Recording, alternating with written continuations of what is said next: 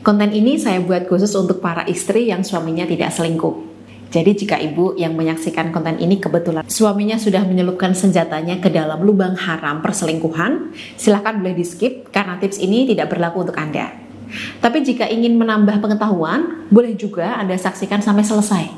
Karena di akhir konten ini ada solusi yang bisa Anda terapkan jika suami Anda sudah kembali pada Anda dan tak lagi main-main dengan selingkuhannya. Sebelum saya lanjutkan, seperti biasa, silakan catat dulu nomor konsultasi saya di 08111264401. Siapa tahu ibu memiliki keluhan atau masalah dengan rumah tangganya, tapi bingung untuk mengambil keputusan serta di saat yang bersamaan, ibu tidak memiliki teman atau kerabat yang bisa membantu ibu mengatasi masalahnya. Nah, konsultasi di tempat saya sendiri bersifat psikospiritual, Bu. Saya menggabungkan ilmu psikologi dengan kekuatan spiritual. Jadi, saya tidak sekedar mendengarkan curhat ibu, kemudian memberikan treatment. Hal pertama yang saya lakukan adalah membantu membersihkan, menetralkan, dan menguatkan aura daya tarik ibu. Medan energi di sekeliling tubuh ibu, atau saya menyebutnya aura, ketika sudah bersih dan bermuatan energi positif, maka aura ini akan memiliki daya yang kuat untuk menarik beragam hal baik dalam diri ibu. Seperti lebih mudah meluluhkan hati suami, mengunci fokus suami, meningkatkan kepercayaan diri, hingga menarik orang-orang, serta situasi yang bisa membantu mempercepat terkabulnya hajat ibu. Setelah aura diperbaiki, saya dan klien akan membuat strategi bagaimana menghadapi suami yang bersikap A, B, dan C, atau membuat keputusan yang harus ibu ambil dan sebagainya. Dan saya menyebut ini sebagai proses bimbingan spiritual rumah tangga.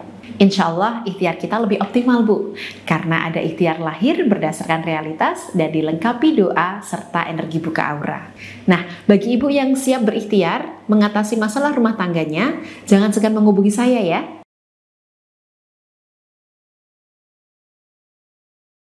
Tidak ada rumah tangga yang mulus, tidak ada rumah tangga yang bebas dari masalah. Semua rumah tangga, entah di 5, 10, 15, atau 20 tahun usia pernikahan, pasti akan diuji. Ujian rumah tangga ini bentuknya beragam. Ada yang diuji anak, orang tua atau mertua, keuangan, bahkan ada yang diuji oleh pasangannya sendiri. Nah, ujian yang datang dari pasangan sendiri yang saat ini sedang hangat karena terjadi di mana-mana, yakni perselingkuhan. Bagi ibu yang rumah tangganya baik-baik saja, suaminya setia, manis, bertanggung jawab, mungkin ada sedikit perasaan cemas. Aduh, jangan-jangan suamiku yang baik ini diam-diam selingkuh dan menyembunyikan banyak hal dariku, Mbak.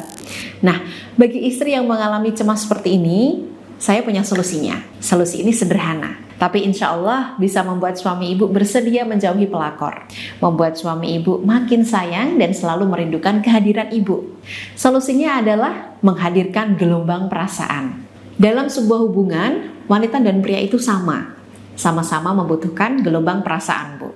Ada klien saya seorang istri, tidak ada angin, tidak ada hujan, tiba-tiba menggugat cerai suaminya. Saya tanya klien, apa salah suami ibu? Kok bisa ibu berniat mengajukan cerai? Karena suami saya terlalu baik, Mbak. Dia itu lempeng galeng. Nah, lempeng galeng adalah istilah Jawa yang maknanya adalah lurus-lurus saja. Baik itu perkataan, sikap, dan cara berpikir. Apapun yang diinginkan istri, suami selalu memenuhi. Apapun yang dikatakan istri, suami selalu mengiyakan. Jadi mereka tidak pernah berdebat. Nah, dari cerita klien, saya merasakan betapa suaminya ini memang orang yang sangat baik, tulus, polos, serta takut kehilangan sang istri. Sehingga apapun yang dilakukan dan dikatakan istri, suami selalu mendukung, menerima, dan tak pernah menolak maupun melarang. Karena sang suami takut kehilangan istrinya. Tapi dampaknya justru tidak baik bagi kehidupan rumah tangga mereka. Buktinya, sang istri merasa bosan, Bu. Bahkan minta cerai.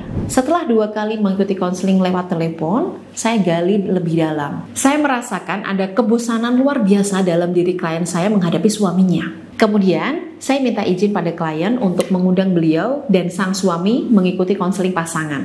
Beliau dan suami bersedia datang. Kita ngobrol bertiga, lalu mediasi berjalan sangat mulus, serta berakhir dengan mereka berbaikan. Tidak jadi cerai, Bu. Saya jelaskan pada mereka berdua bahwa hubungan itu butuh perasaan dilema, kecewa, jengkel, sedih, marah. Jadi, munculkan luapan-luapan perasaan itu. Ketika istri Anda pulang telat, tidak mengabari Anda, Bapak boleh marah. Bapak boleh menegur istri. Jangan ditahan rasa kecewa, gelisah, dan sedihnya. Ungkapkan agar istri merasakan kecewa, gelisah, dan sedih yang Bapak rasakan. Jangan hanya manut dan diam saja. Itu yang saya katakan pada suami klien. Karena itulah yang disebut dengan gelombang perasaan.